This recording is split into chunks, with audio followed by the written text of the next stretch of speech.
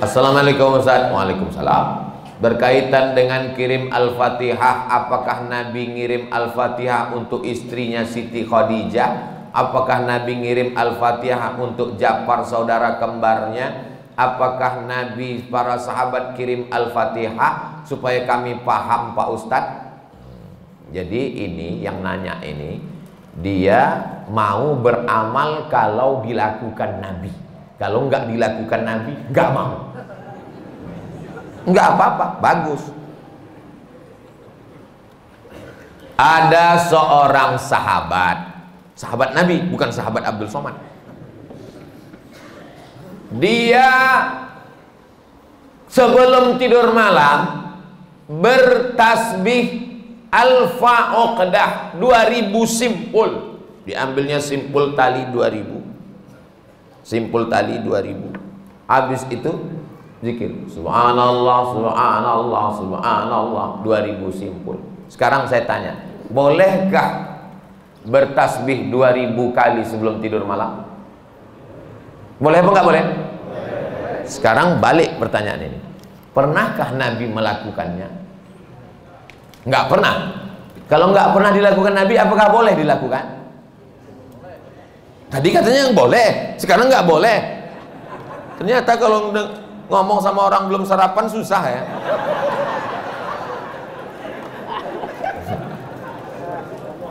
Oke, contoh kasus yang kedua.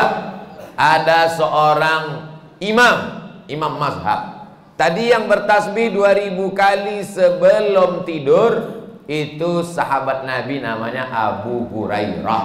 Sahabat Nabi. Di mana bisa dibaca biografinya? Dalam kitab Syiar A'lam An-Nubala. Siapa yang nulis? Imam Az-Zahabi, Imam Ahlus Sunnah wal Jamaah. Contoh yang kedua, da'autu lisyafi'i fi salati arba'ina sanah. Saya mendoakan guru saya Imam Syafi'i fi salati, dalam salat saya arba'ina sanah, 40 tahun. Rabbi firli wali walidayya wali Muhammad bin Idris Asy-Syafi'i.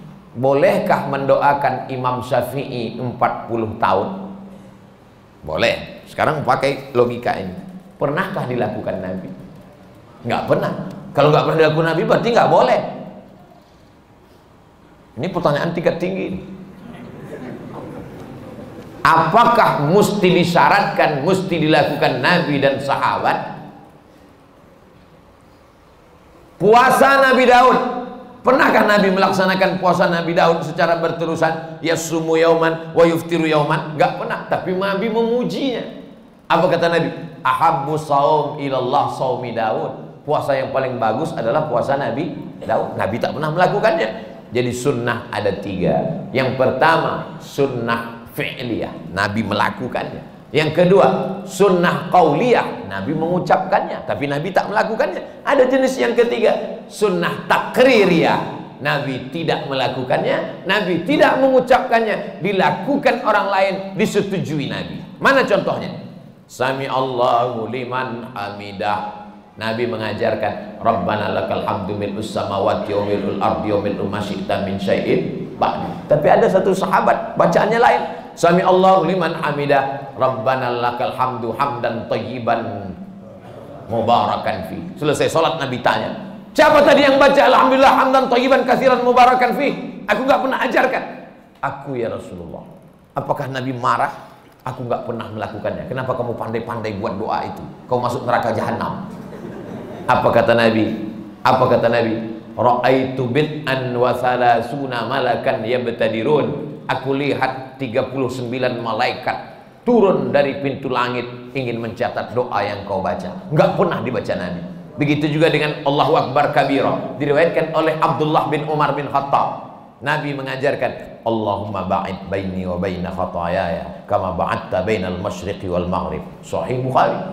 Allahu Akbar kabira ada juga dalam Sahih Bukhari. Nabi tidak pernah mengucapkannya. Siapa yang membaca itu? Sahabat. Allahu Akbar. Tiba-tiba ada sahabat di belakang. Allahu Akbar kabira walhamdulillahi katsira wa subhanallahi bukratan wa asila. Titik. Wajah wajhiyya itu iftitah lain. Selesai sholat Nabi tanya, siapa tadi yang baca Allahu Akbar kabira? Ana ya Rasulullah. Apa kata Nabi? Futihat abwabus sama, terbuka pintu-pintu langit, malaikat turun mencatat doa yang kau baca. Ini jenis takriri. Makanya perbuatan kalau tidak dilakukan Nabi adalah bid'ah. Betul kata Imam Syafi'i, kalau dia bertentangan dengan syariah. Selama masih ada dalilnya, tidak bertentangan dengan syariah, maka dia tidak disebut bid'ah dhalalah, tapi dia disebut dengan mahmudah. Sekarang tentang mengirimkan Al-Fatihah kepada orang meninggal dunia, sampai apa tak sampai? Siapa bilang sampai? Memangnya yang udah meninggal tuh pernah ngasih tahu? Alhamdulillah titipannya udah sampai, makasih ya. Imam Ibnu Taimiyah punya murid namanya Imam Ibnul Qayyim Al-Jauziyah. Punya kitab namanya Kitab Ar-Ruh. Sudah diterjemahkan ke bahasa Indonesia 3 huruf, R-O-H, roh. Di situ diceritakan Imam Ahmad bin Ambal lewat di suatu makam. Ada orang baca Quran. Kata dia, berhenti, jangan kau baca. Lalu disebutkanlah sanad-sanadnya bahwa membaca Quran itu untuk orang meninggal dunia tidak terlarang. Tentang kitab roh ini tidak diragukan, karena ada seorang dapat gelar doktor gara-gara meneliti kitab roh, namanya Dr. Bassam dari Kuwait. Umar bin Khattab punya anak laki-laki namanya Abdullah bin Umar bin Khattab. Dia pesan, kalau aku meninggal dunia, nanti bacakan di atas makamku pangkal Al-Baqarah 5 ayat sampai wa ulaika humul muflihun, dan ujung Al-Baqarah 3 ayat lillahi ma fis samawati sampai habis. Pesan Abdullah bin Umar bin Khattab kepada orang, nanti kalau aku sudah meninggal. Berdasarkan itu Imam Nawawi meninggal tahun 676 dari kalangan mazhab Syafi'i, dalam kitab Al-Azkar mengatakan, wa in khatimul qur'ana fahuwa hasanun, seafdal-afdalnya dibacakan sekhatam Al-Qur'an. Kalau tidak sanggup sekhatam Al-Qur'an, likulli syai'in qalbun, segala sesuatu punya hati, wa qalbul Qur'an Yasin, hatinya Al-Qur'an adalah Yasin. Enggak sanggup juga Ummul Qur'an Al-Fatihah. Itulah dia dalil-dalil orang yang membacakan Quran. Kalau nggak setuju, jangan salahkan orang karena orang punya dalil. Saya nggak setuju, nggak usah lakukan. Yang tidak boleh itu adalah tidak ada ulama satupun yang membolehkan, dia membuat sendiri. Nah, itu nggak boleh.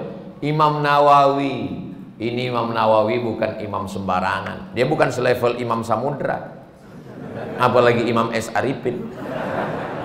Imam Nawawi, kalau kita baca kitab pertama Sahih Bukhari, di bawah Sahih Bukhari Sahih Muslim. Imam Muslim muridnya Imam Bukhari.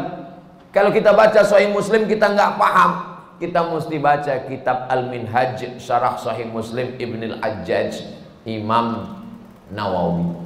Imam Nawawi itu dalam kitab fikih, kitab besar Al-Majmu' Syarah Muhazzab, Raudatul Talibin wa Umdatul Muftin. Saya ngajar hadis arba'in, hadis paling sedikit kecil arba'in, Imam Nawawi. Hatam arba'in naik kitab Riyadus Shalihin, Imam Nawawi. Hatam Riyadus Shalihin naik lagi kitab Al-Azkar, Imam Nawawi. Membaca kitab Mustalah Hadis yang disyarah oleh Imam Suyuti, Tadribur Rawi, Syarah Takrib Nawawi. Imam besar. Apa kata Imam Nawawi? Mengomentari hadis tentang pelepah korma. Nabi membelah pelepah korma, ditusukkannya ke makam. Apa kata Nabi? Kalau tasbih pelepah korma saja sampai, apalagi bacaan Quran orang beriman. Nah, jadi pertanyaan ini memang simple, tapi ini ingin menggali dan menguji isi kepala Abdul Somad. Enggak apa-apa.